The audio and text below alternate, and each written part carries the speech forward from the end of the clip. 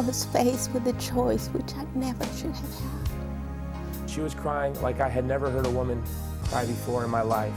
And I just cried for weeks and weeks. Everything reminded me of a baby. And I kept trying to get up from the table and look to see what was in that jar. I was dealing with the loss of my unborn child and I didn't even know it.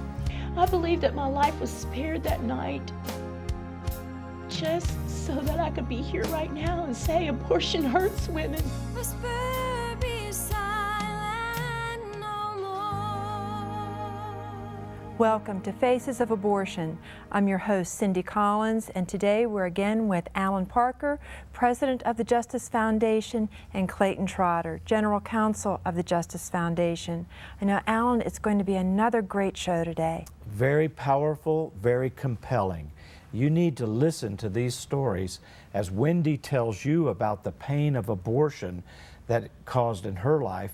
And we're also going to have a couple, Lee and Truett, share with us their journey through the dark valley of abortion. That's right, Alan, and you will want to stay with us today. But now we're going to go ahead and break away and listen to Wendy's story in her own words.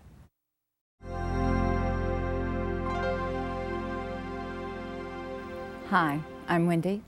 I came from a lovely Christian family, God-fearing family with 5 sisters. I married a gentleman that I had dated all through high school, 4 years. We married at last 2 years and 9 months. When I divorced, I considered myself the black sheep in the family. No one in my family had ever divorced. So I felt that I was on the downhill slide. I had a relationship with a gentleman which lasted 3 years. During that relationship, I became pregnant. I went to my doctor, he gave me the news. At that time, he said abortion had just become legal in New York. He gave me the facilities number and we made arrangements within the next week. I boarded a plane and went to New York.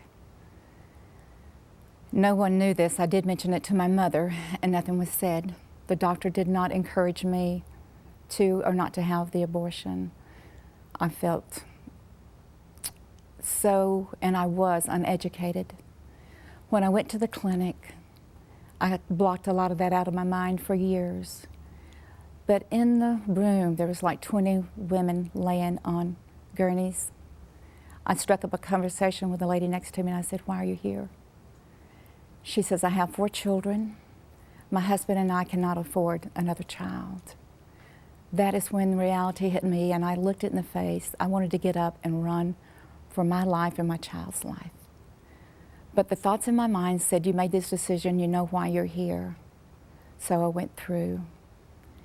After I left, I felt awful pain, guilt.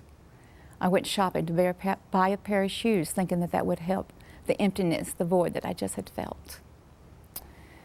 I went back home and nothing was ever said about my situation, about the abortion. I later was in another marriage, and in this marriage, I was going to a wonderful church that I grew up in, and the Lord spoke to my heart and said, "You need to give your testimony of the abortion." I said, "Lord, give me a confirmation," and I will.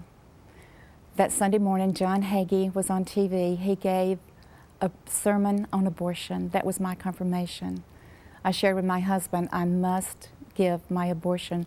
There is someone in this church that needs to hear what I have gone through. Perhaps I can help them make the right decision. He said, "If you do your testimony, I will divorce you." So I shoved my feelings back deep in my heart in darkness.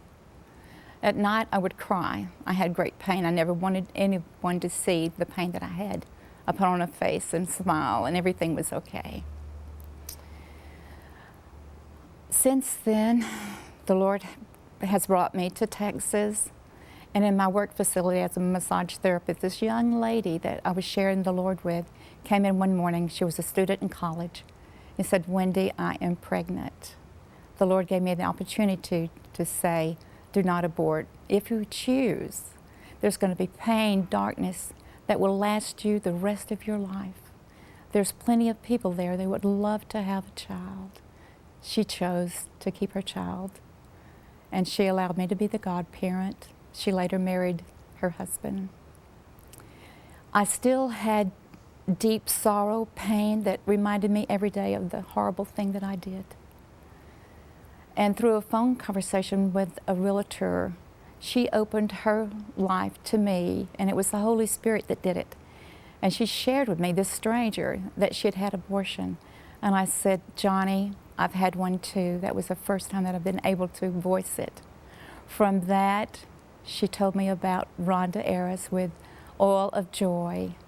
I went there thinking that I was going to get tools to help me be a better witness, to be a witness, to cry out for women that are hurting, that have had an abortion, or perhaps help them not to choose that route. From there, great healing came. God cleansed me. I thought I was healed, but divine cleansing took place that day. From there, when I went home to my husband, he says, there's something different about you. You glow, you have a peace. Whatever it is, keep it forever. And to you ladies that are out there, I want to encourage you, there is help. There's a toll-free number. People, trained counselors, ladies that have been on the journey that I have been through.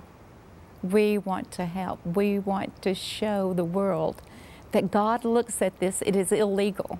Because the courts and the laws have said it's legal, that's a false lie. Just ask the Lord to forgive you. There's people there, we will help you, we will pray for you, and God is a forgiving God. Thank you. You've just heard Wendy speak about the pain of abortion, where she felt that she was in a cattle call, the pain that had been suppressed in her heart for many years. We want to encourage you, if you've gone through abortion, you feel like you're silently suffering alone, to call the National Helpline for Abortion Recovery at 1-866-482-LIFE. There's someone on the other end of that line that wants to hear from you, pray with you, listen to you, direct you to resources for help. I know, Alan, it is so important in this hour to hear the voices of women like Wendy of what she went through. It is, because I think it helps free other women from the trap and the prison of silence and being alone with the grief and anguish. And one of the horrible things about abortion is you feel terrible, but you're not allowed to speak about it with anyone else. And one of the things that Operation Outcry does is to give women and men the freedom to speak about it and realize they're not alone. And then there's the helpline to get to an abortion recovery program in their area with confidential help for them. Well, you know, Al, her husband wouldn't let her talk about the fact that she'd had an abortion. And we do have a society that just wants women to stuff it, you know, just get over it, you know, get on with your life. And it's just not that easy. It's not that, it is not that easy, and abortion has lifelong effects. Coming to a recovery program like the ones that we've talked about, she talked about Oil of Joy with Rhonda Ayers, Forgiven and Set Free, Rachel's Vineyard, many of them across the country are bringing healing to women so that their voices are not silenced anymore. That's right. Most people don't know that there are tens of thousands of women every year in America in abortion recovery programs. And they're done confidentially, so it's not well known, but abortion hurts women.